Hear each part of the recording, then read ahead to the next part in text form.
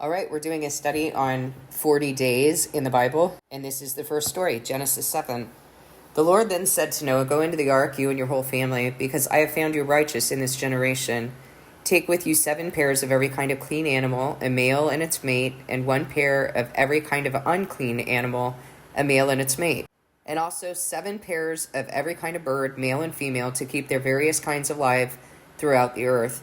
7 days from now I will send rain on the earth for 40 days and 40 nights, and I will wipe from the face of the earth every living creature I have made." And Noah did all the Lord commanded him. Noah was 600 years old when the flood waters came on the earth. And Noah and his sons and his wife and his sons' wives entered the ark to escape the waters of the flood.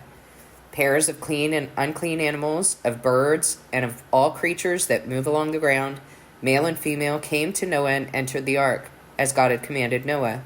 And after the 7 days the flood waters came on the earth. In the 600th year of Noah's life, on the 17th day of the 2nd month, on that day, all the springs of the great deep burst forth, and the floodgates of the heavens were opened, and rain fell on the earth 40 days and 40 nights.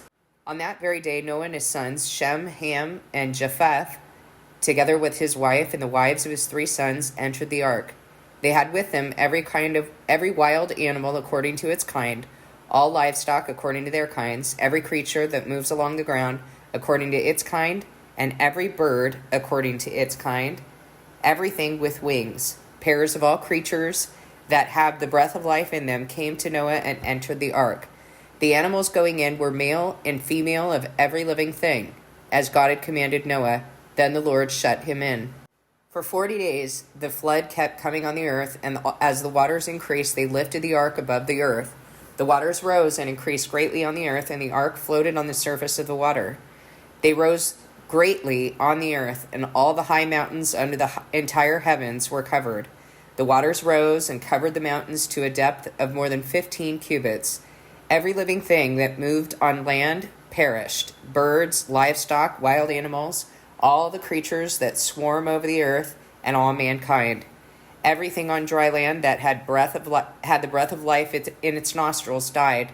Every living thing on the face of the earth was wiped out. People and animals and the creatures that move along the ground and the birds were wiped from the earth. Only Noah was left, and those with him in the ark. The waters flooded the earth for about 150 days.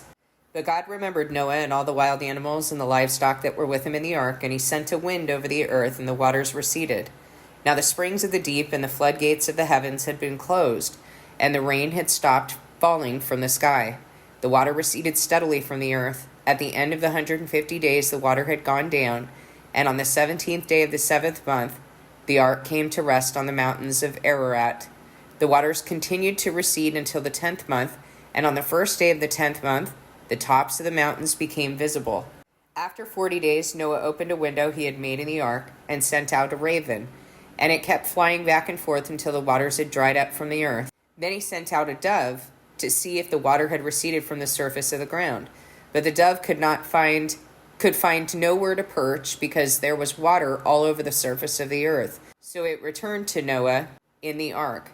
He reached out his hand and took the dove and brought it back to himself in the ark.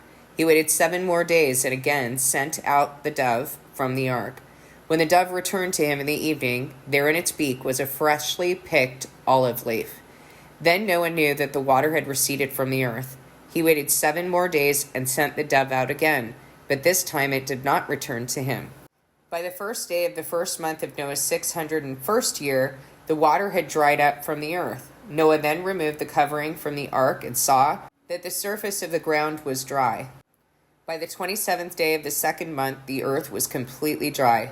Then God said to Noah, "Come out of the ark, you and your wife and your sons and their wives.